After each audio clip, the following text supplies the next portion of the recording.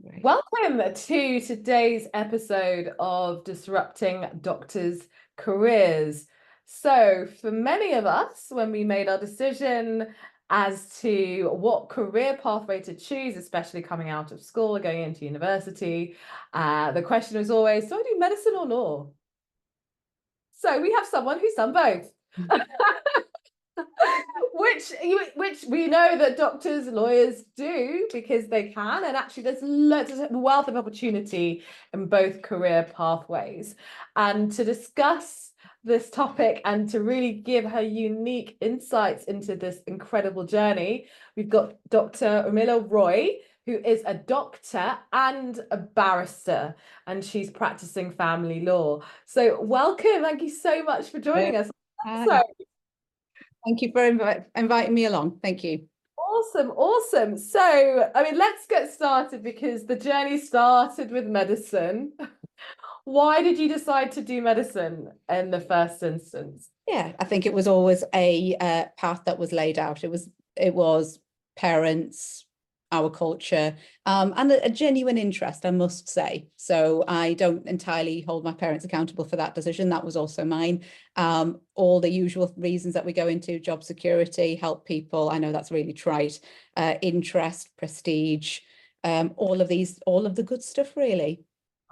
And when did that change? When did you start looking outside of it? Because we see a lot of doctors, and I speak to a lot of doctors every week, and they are all, especially for our fellowship, pretty much all of them have been thinking about changing careers for at least 2 to 5 years, thinking about it before they actually make a move. So I'd love to hear from you. How long had you been thinking about it, and how long until you actually said, right, I'm just going to actually take some action on this? Yeah, so I would say something similar there. Um, Gone through, did medical training, did paces, did a bit of this, did a bit of that, did lots of different things, and then went to general practice and was a salaried. Unfortunately, had a bit of a rough time in a particular practice, and I think it's with so much stuff in life, you have something bimbling along in the brain.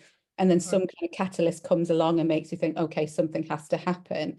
So tried various different ways of doing it, be it salaried, be it locum, be it whatever it was, and somehow it wasn't quite clicking. So years, I can't tell you exactly how long, but probably between 2 to 5 years is a fair amount.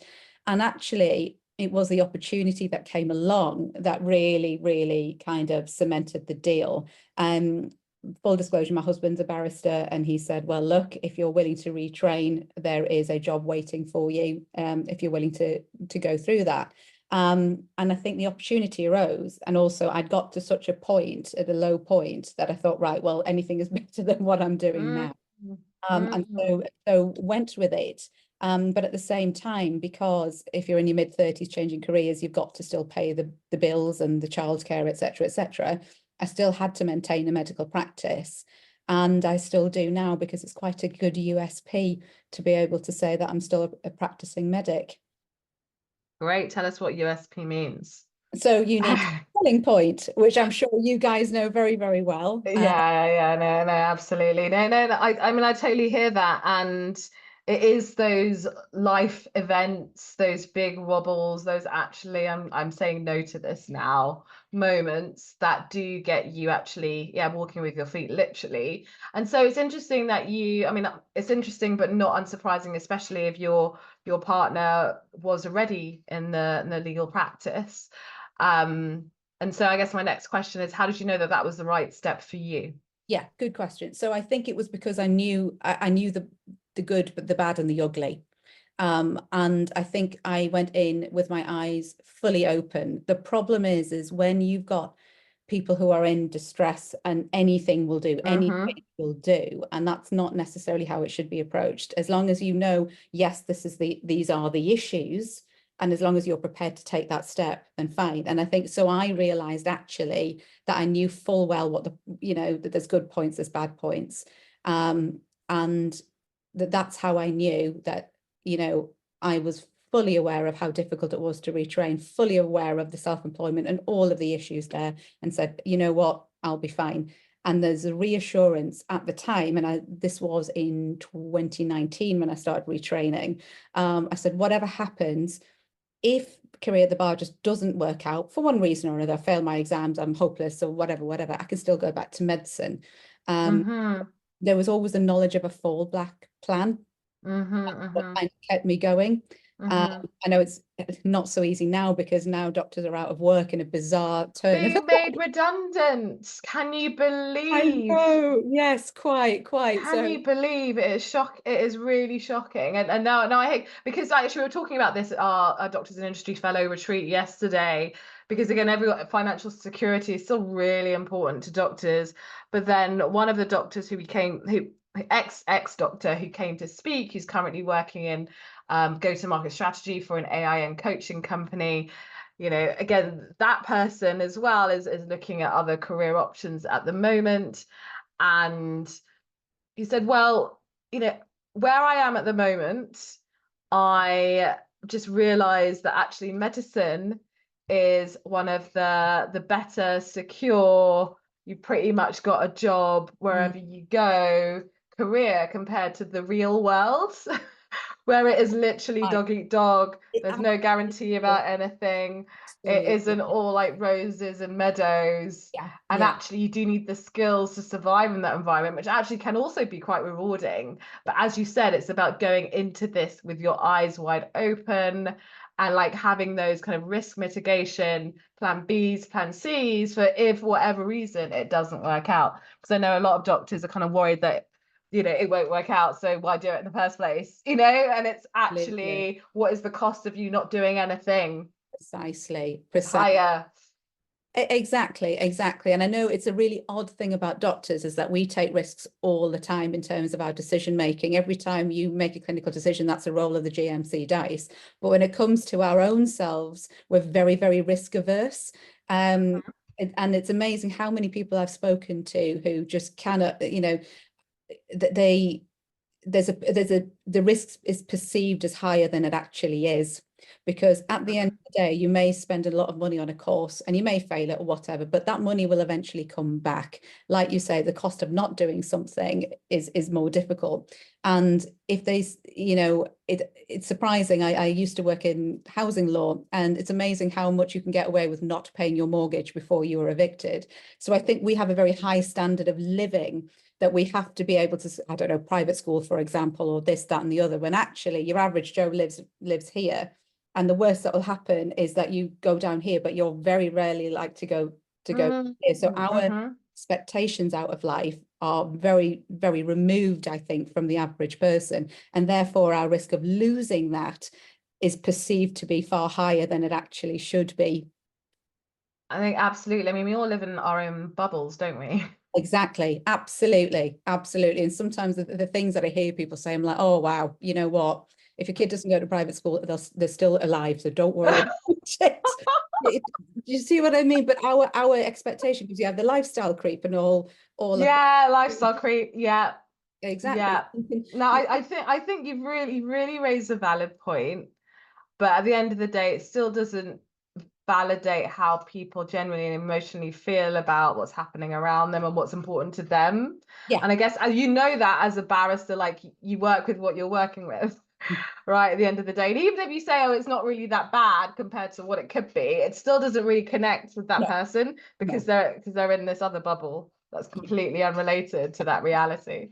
And I think that's what you say about people actually having to discover themselves Yes. more than anything else. So by all means, I'm not saying don't pursue the alternative careers, but fundamentally know who you are before you go down other because you come across problems, because nothing is, risk-free. Yeah, I mean, like actually going back to self-discovery, I mean, is that something that you had a good grounding on, especially going into this journey? Did you have any tools or support networks that you really lent on to make sure that you were, say, comfortable enough? At the end of the day, this is change is uncomfortable, but I'd love to hear your experiences along that lines. Yes, so we had coaching, and you have the usual talking kind of measures that people do, and I still have that now, even though I've made that decision and I am where I am. I still have my wobbles, but what there's plenty of people I speak to, mentors, etc., and reaching out to that kind of thing, because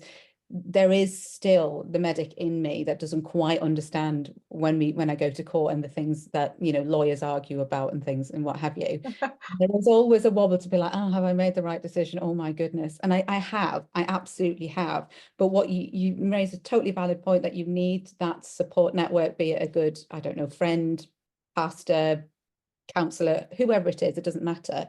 But, you know, there's the initial starting point of making that decision, and then being with that person / people during the points where you start to have a wobble about that decision. But yeah, I have plenty of that, and that Yeah. helps hugely. And as you said, it's not just in that moment in time when you're moving, it's having that ongoing support as you grow professionally. And I think it's the concept of having a coach and having that support network is, I mean, in my experience working with medics, like relatively alien, Absolutely. because we're used to having, well, we'll have supervisors and we'll have clinical leads, but no one that's there to help you grow within yourself in an environment rather than get your tick boxes done for your appraisals. Precisely. There is a very substantial difference between the two. Yeah, and let's be realistic, they haven't got enough time on their hands to be able to go into that, and they're not trained in the job role. And I think you need to go deeper than that, because like you say, there's a tick boxy exercise, which is fine, we can all go through the motions, but like you say, does it actually attend to the person inside? No, it doesn't. So that's up to you to go out and find those resources. So tell us a little bit more. We don't usually go into the technical these days, but let's go into the technical. How did you become a barrister? Right. How did it happen? Take us step by step. Step by step. So I did the graduate diploma in law. Okay. Yeah, the GDL. Yeah. Yeah. Who did you do that with in the end? Oh, University of Law. Oh, interesting choice. Why is that? Because they did it online. Yay! We love online courses. Yeah, exactly. And I was a bad student, I'll be totally honest. I never handed in any of my assignments. I just turned up for the exams. Because you're a professional exam taker. You're a doctor. That's what we do. What could they do about it? I was paying my 12 grand in fees, and I get the occasional email to say, we've noticed you haven't really engaged. And I just ignored it, because what would they do? Come and beat me with a stick? No, they can't do anything, because those are formative. They weren't going to count for anything. So I just handed in the stuff that needed to be handed in, turned up the exams, just cracked on. Because focused and smart. Indeed. So that's what I did there. And then I went to bar school. So if you think about, it's a little bit like you do your preclinical years. Yeah. Then your clinical years, you either go down the solicitor route or the barrister route. And I went to bar school full time. And so again, I mean, a lot of doctors won't know the difference, really. Yeah. Tell us about the two routes. So best way I can describe it is solicitor is effectively like the GP and barrister is like the consultant. So you do the same preclinical years, but the clinical year you do solicitor route or barrister route. You go down one or the other. Is this in the GDL or is this after? After. Okay. So do you have to apply? So you're applying at the start to be either a solicitor or a barrister. You have to kind of nearly cuddles to the mast quite early. You cross qualify, but that's a convoluted route. I won't go into that. But the upshot is you do your law degree, then you decide either solicitor or barrister, and you go and do a year's course for whichever one you're after. So that's what I did, and that was during COVID, and that was an interesting experience because it was all how easy. I was gonna say, how easy or hard is it to do that? Not nice. Online bar course. Yeah. No, it's like you say you're doing your online clinical ward work. You can't. It's really very difficult, and that's the only choice that we had at the time. But no, you have to go in person. And it's basically the actual ropes of being in court and drafting this and drafting that, training you up to be a barrister, basically. Great. And then what happens? So then you have to apply for what we call, it's not straightforward. People think it's just an overnight process. So many, I'll just do law on the side. I'm like, no, you won't do law on the side. And you apply for what we call a pupillage. Now, this is where it becomes sticky. And like you were saying before, that there's a lot of job security for doctors. Well, there was, but generally speaking, it's better than most. Now pupillage is like the equivalent of an F1 year. Okay. Now, unlike medicine, where if you have 400 people with the MBBS, you're going to have 399 F1 jobs. Okay, so you might add, there's generally enough to go around. Pupillages, you get thousands of people who are applying and hundreds of jobs. It's a huge bottleneck. So the pupillage, i.e. the F1, is the sticking point where it becomes highly, highly competitive. And that's the golden ticket. So your pupillage is a year long. And this is something that my medic brain still can't get my head around. You shadow for 6 months and then you go into it. Like, right, you're off. Into class. So you're like doing 6 months of F1 and then you're a consultant. Exactly. Off you go.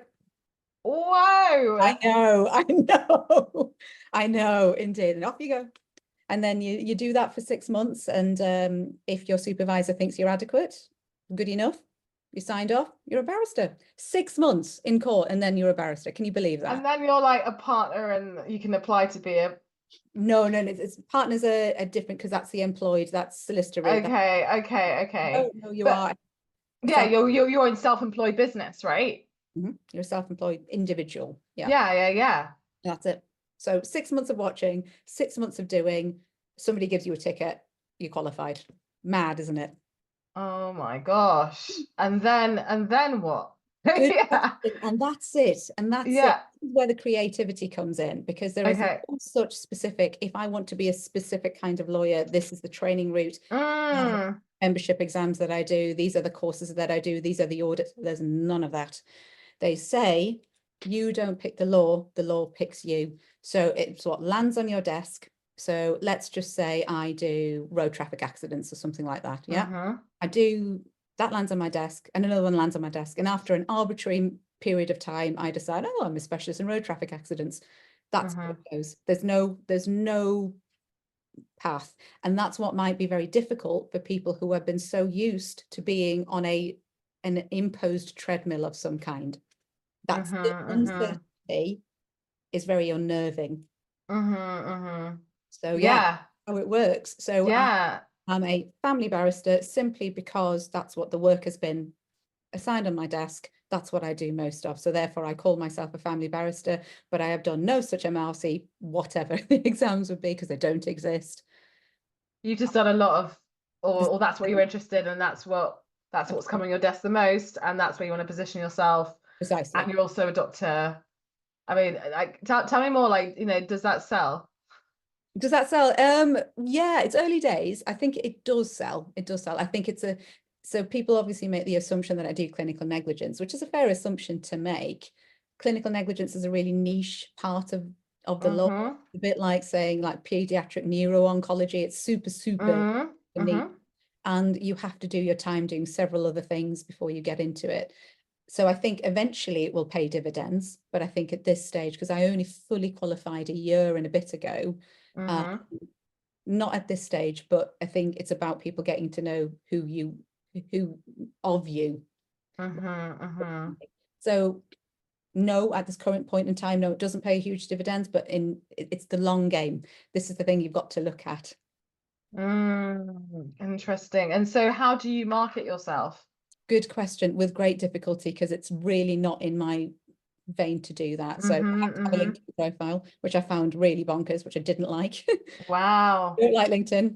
I know I have it. People are on it. I don't enjoy it. But I think this is the point about this is about putting yourself out of your comfort zone, because that's kind of what you've got to do.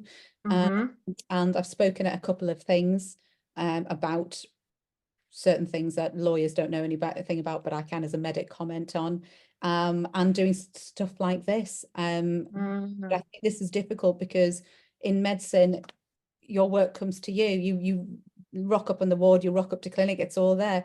In the bar, you've got to go and find it, and you've got to make yourself better than the next person's. It's highly competitive. So people do these things, people post on LinkedIn because it's marketing, which is totally against medics' grain, because one, we don't like it, two, we don't have to do it. Yeah. Yeah. I mean, I think that's incredible. And one of the things that you were talking about before we started is that you're still keeping up your clinical practice, and you are one of 4 barrister doctor unicorns in the country. I like the way unicorn, you're unicorns.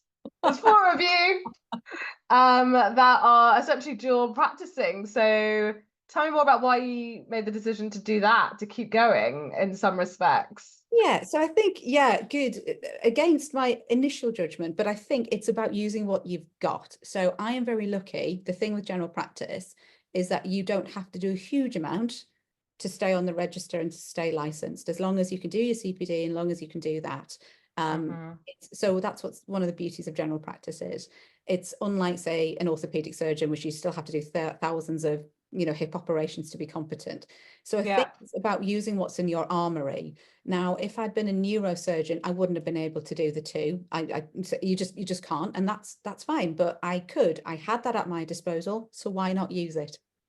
And it's manageable enough. I mean, I'm not getting locums now is it's a nightmare. But the point is, it's who knows what's going to happen with the market and stuff. And if it proves to be prohibitive in terms of getting it, then I'll just let it go.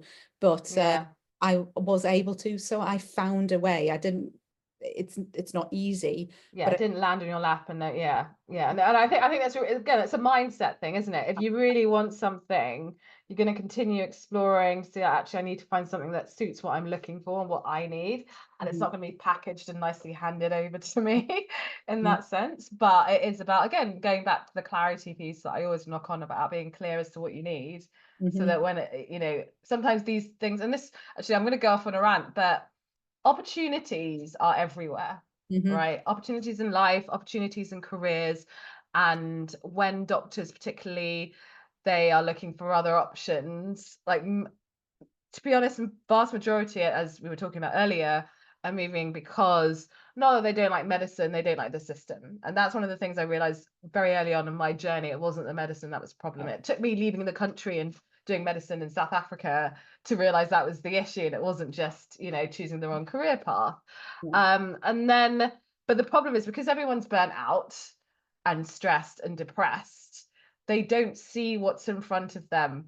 Right. They don't see, and you only see opportunities when there's a job ad on LinkedIn or Indeed, right? You don't see opportunities that aren't packaged as jobs, but they're opportunities that can become jobs or careers and all of that stuff. Do you know what I mean? Absolutely. And so, but in order to do that, you need to be in a better space. You need to know yourself better. You need to get that support network. You need coaching. And I know a lot of doctors these days, I mean, they're kind of getting into understanding what coaching is, but still the idea of spending money, especially when it's from your own pocket, is like, no, that's an expense. I can get it free here. I'm used to getting free stuff. And so again, I'd love to hear back from you about the, coming from a public sector background. I'm still you're self-employed, so essentially you have to work privately, but have you had to make any mindset shifts when it comes from coming from working in the NHS to working in the private sector, essentially, because you are private. You're self-employed. Huge amounts of shifts. What would you say the big ones are for you?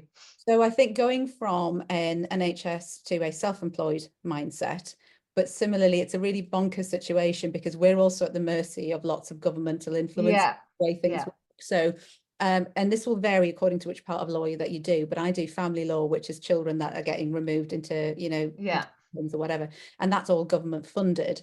And so as soon as the government pulls the plug on that, then that's you out of a job effectively. No kids being removed. So it's about, I think the mindset is about also being able to handle the uncertainty in things, because when it's good, it's great, but when it's bad, it's awful. And the thing is, with the NHS, for all of its flaws, you at least have certainty that you're going to be employed in some way. You might be off sick and it might be miserable, but you will have some money.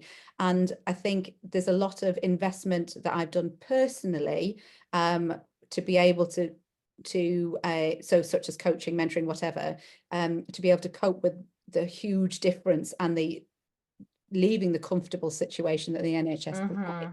And I think, yes, there are the fees of bar school and this, but there's also private fees of all the therapy sessions and stuff that's also gone concurrently with that, to be able to cope with so many shifts in mindset that you absolutely have to have. And I understand people are very reluctant to do that, but your other option is to remain in a job that you're absolutely miserable with. So, you know, you make that choice. Yeah, no, absolutely, absolutely. And it's great to hear that you have made that personal investment in your own growth to get where you are, and especially when you're self-employed, because a lot of doctors don't want to become self-employed. Why would you? You've got the cushion of an employed job. But as we're seeing, employed job does not necessarily mean financially secure, even as a doctor. It's mad, Even isn't as a it? doctor, Yeah, yeah. it's mad. So if we go back to our parents and say job security for life, no, sorry, I'm going to predict to 2024 and say, now MBBS or no Absolutely. MBBS, I'm still Yeah, absolutely. So just tying down, like, what would you say top advice for doctors who are considering going down the law or the legal route? What advice would you give them? Okay. You've got the skills, you've got the transferable skills. People think that they've done medicine, I can't do other things. Utterly not true. Nonsense. If there's anything that you can do, which uses the skill, the law certainly does. So, second, you are smarter than a lawyer. So there's a lot. I don't know why people think barristers are bright, and they are, and they are intelligent. But you're more intelligent. You can absolutely. It's a different way of thinking, but you're able to do that because there's somehow some kind of notion that barristers are really, really intelligent, and they're just very well. It's because they can razzle dazzle. Exactly. It's about it's about the show. You know, you bring confidence, you bring poise. That's it. That's And it. it's a show, right? And again, it's like, again, because actually, again, we were talking about leadership yesterday, right? And it's about marketing yourself, isn't it? That's it. That's it. That's it. It's the confidence. Exactly. So they look the part. I mean, but they're no more intelligent than you and I are. We're at that level. We're just not about being flashy about what we do. We just do the job and get on with it, rather than they're there, like you say, doing all of this, you know. So there's that. The other thing is that be mindful that the grass is not greener. It's always easy to say, oh, you know, my friend who's a barrister here is earning, you know, 500 grand and millions of this and millions of that. It's like saying that all doctors earn the same income as a plastic surgeon on Harley Street. That's, you know, clearly not the case. So use the worst case scenarios and the best case scenarios. If you think that you're going to be less burnt out in the law than medicine, then that's no, you know, it has its problems. And don't think in any way that this is an easy feat, because the number of doctors who've said to me, oh, I think I'll just do a bit of law on the side. No, you won't. Law on the side. Exactly. I think I'll just go into Bit of medical. a side hustle in law.